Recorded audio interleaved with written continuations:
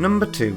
Have you ever played a Metroidvania? I think if I asked this question back when I first played one, the answer would likely be a no. But thanks to the indie scene, this genre has made itself known to a wider gaming audience thanks to games like Cave Story, Axiom Verge and Hollow Knight, to name a few. Other gaming news outlets are even trying to rename the genre to Search Action.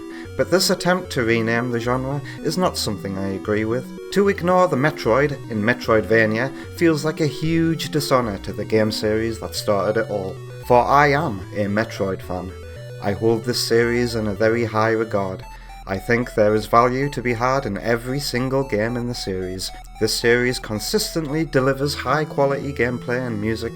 I have never been truly disappointed by a Metroid game. I even see the good in other M and Prime Federation Force. I think that every Metroid game is at least a 7 out of 10, but which is my favourite? As per the rules, I can only choose one game from a series for this list, but I do think highly of many a Metroid game, so let's backtrack a little to find out.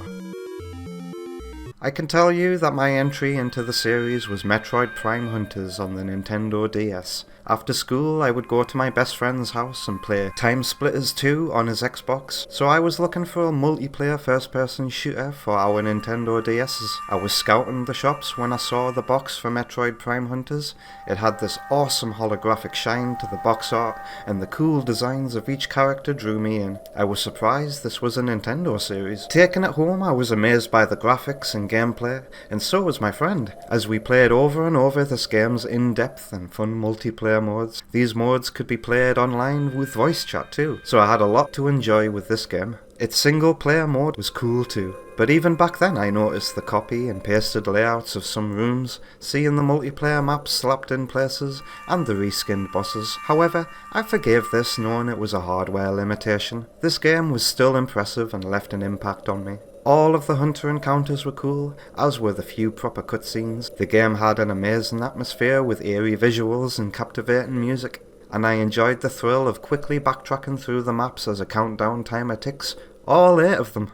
So I just had to go and find out what other Metroid games were available, and I was in luck, because I also had a Nintendo GameCube. I bought Metroid Prime 1 and 2 right away. However, I couldn't play them. My mother saw that they were shooting games and I was not allowed to play them. I was raised by a strict Mormon family. It doesn't matter that they were the bad guys. I got away with Hunters as it was on the privacy of a DS, so the only chance I got to play was when I took my GameCube to my friend's house after school. We tried Prime 2's multiplayer, but it felt lacking.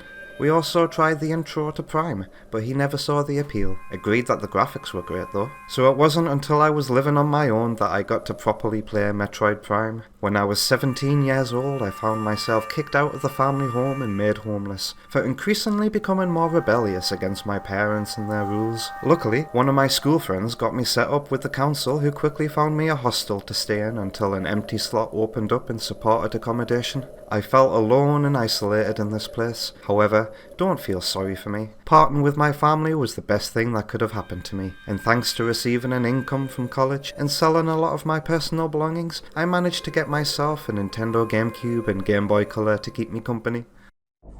I could finally play Metroid Prime 1 past its amazing tutorial, and it was at such a perfect time for me. Being equally alone and isolated on the surface of Talon 4, combined with its incredible visuals, sound effects, music, ecosystems and lore was such an immersive pleasure that I relished in. Adding to this pleasure was discovering things that I first found in Hunters, which is set later in the timeline. Recognizing that some creatures, music and environments I met first in Hunters made Prime feel comfortingly familiar, and that Hunters was a great introduction for providing mini bite-sized chunks of the core Metroid loop.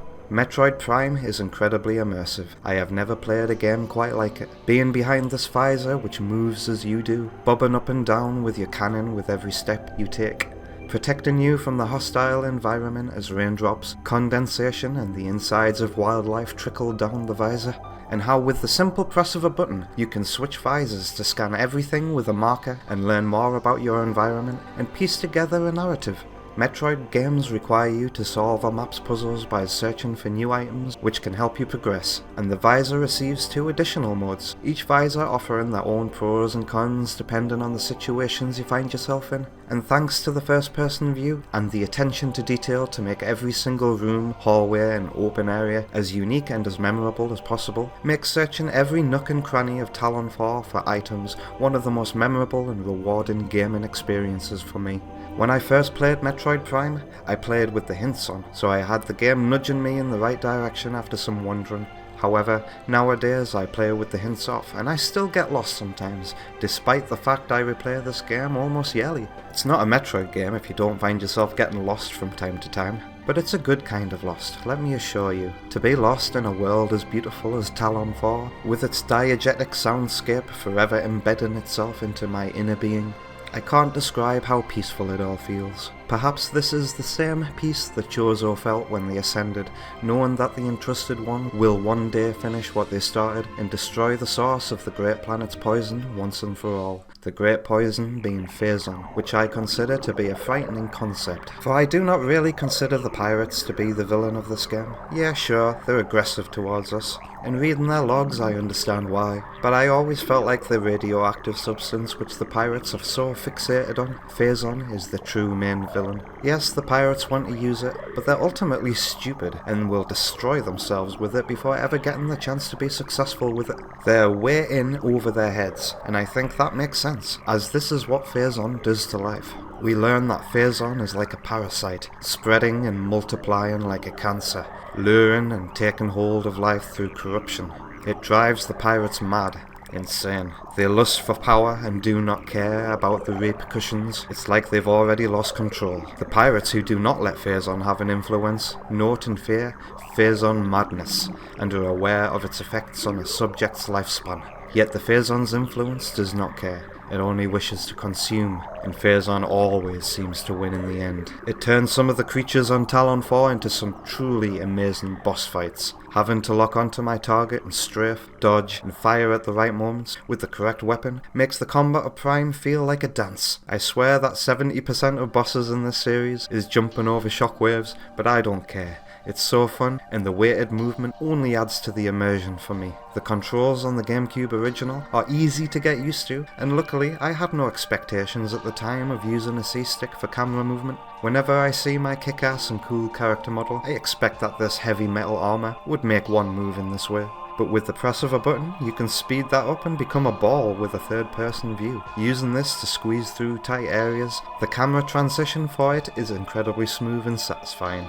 And when you know where you are going, boost balling across the map to speed up the backtracking is fun too. You'll want to find ways to speed up the backtracking, as the first game's pacing can be negatively impacted by the map design and how far it asks you to trek sometimes. The biggest one I hear complained about a lot is the way the game trolls you into thinking it's time to explore the sunken frigate after getting the ice beam, only to block your progression and tell you to go all the way back to Fendrana to get the gravity suit. This was so memorable for me. The music and the atmosphere of the sunken frigate alone, I will never forget encountering for the first time. I think these moments are so well designed to make themselves so memorable, so that for your second playthrough, you will not make the same mistake again. I think that was the intent. The excitement of discovering a new area in a Metroid Prime game is something so special, and is the kind of game design I find the most enjoyment in. I always go for 100% items and try to go for 100% scans, the latter of which can still trip me up. This game makes it so worth it if you do that too,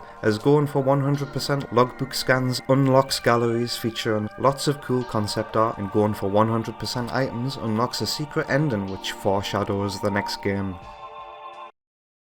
Metroid Prime 2 Echoes is a sequel that I didn't really like at first. I found it to be too punishing on the GameCube. However, I did go in on hard mode straight away. However, as the years have gone by and I have played the version with motion controls and the Metroid Prime Trilogy on Wii, I have been convinced by other Metroid loving YouTubers that this is the better game, and I have come to consider Echoes my favourite in the trilogy. For I actually do like a challenge, and Prime 2 offers it in spades. I feel like this game is one big boss gauntlet, and I love it for that. The motion controls of the Wii fix some of the most annoying boss fights from the GameCube original, such as the Spider-Ball Guardian. I think its world is the most grounded and believable world yet, and I feel its map design is far superior with its pyramid and triangular connectivity to the main temple grounds. Adding to this game's unique world design is the Dark World. We get to visit it on our journey and learn that even the air is hazardous to us. Get used to standing in these light beacons for extended periods and just waiting, soaking up the dreadful and intense atmosphere of dark ether. Prime 2 is the scariest game in the Metroid series. When I do playthroughs of this game, I start to have nightmares about being in the Dark World. The fact that I have to wait and regain my health only makes this world more believable.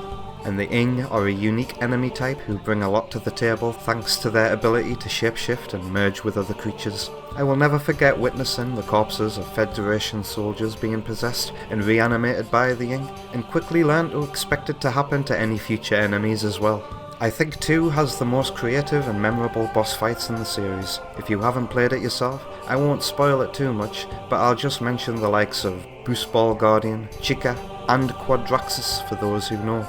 This game's multi-stage final boss and escape sequence too with the Emperor Ing and Dark Samus, what a finale.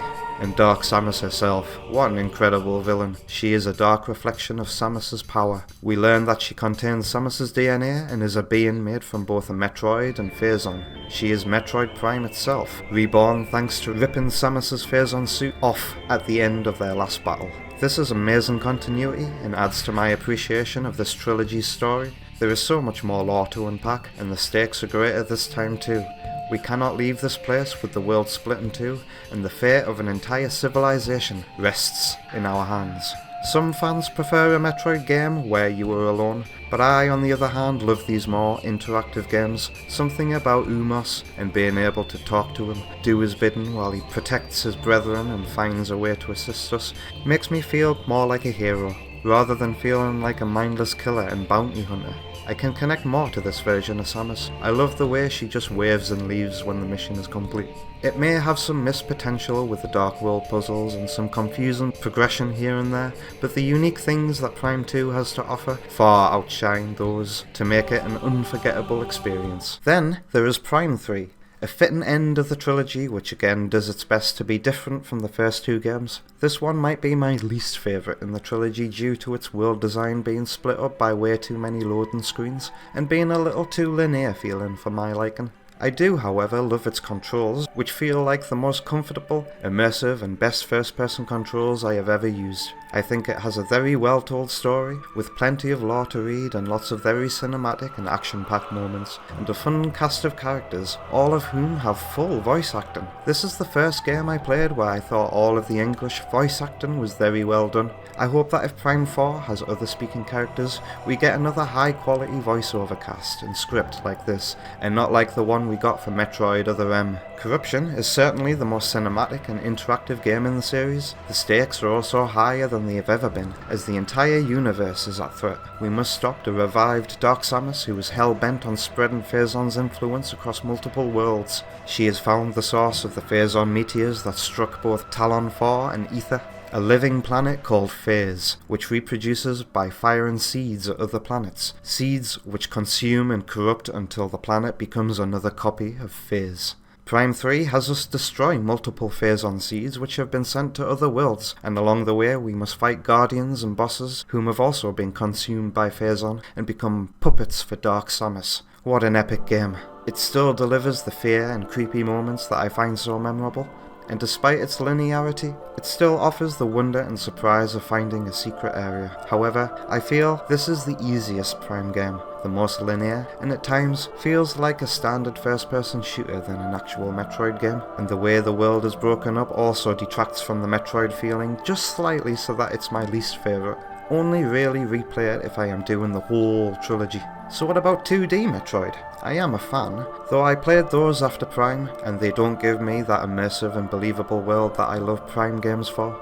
I feel like Super is too janky, Zero Mission is too short and easy. The 8-bit games I find too difficult to replay today when the remakes are so much better. For the longest time, Fusion was my favourite, with its focus on horror and tension and its tough boss fights, But then Metroid Dread came along with its own amazing boss fights, perfect movement and controls, and sequence-breakable world design to become my favourite 2D Metroid. But I feel like 2D Metroid and Metroid Prime are two very different experiences. I cannot get immersed in a 2D Metroid in the same way that a Prime game does. And the fact that Dread is my favourite 2D Metroid just goes to show that I think music is one of the things that makes a Prime game too. Super has a good soundtrack, but I'm not the biggest fan of the way the SNES did music. Same goes for the Game Boy Advance, though Fusion does have some standout tracks. Dread has no hummable tunes to speak of at all. The way the Prime games do diegetic music with high quality synth to produce a natural soundscape is unparalleled in all of gaming. So aren't I lucky that the entire Prime trilogy came on a single disc with so many extras and bonuses? The original 2 games in widescreen with the superior Wii controls, the Fusion suit in Prime easily accessible, a book containing concept art and lore details. This way I get to say that the Metroid Prime trilogy itself is my second favourite game of all time. Now I can tick off 2 more YouTuber top 10 cliches. It's my top 10 list. I'm putting 3 games in 1 slot. And how often does this happen anyway? An entire trilogy collection part where every game is of the highest quality, all on a single disc without requiring you to download the other games? They even re-released this on the Wii U eShop for only 20 quid back when it was still up. I hope that everybody with a Wii U picked up this amazing deal. So yes, I love the entire Metroid Prime trilogy, with Echoes being my overall favourite. Thanks to all 3 being packaged together, I can affirm that it is my favourite trilogy to replay in all of gaming. For now, I can only wonder where Prime 4 is going to take us. Roll on 2030.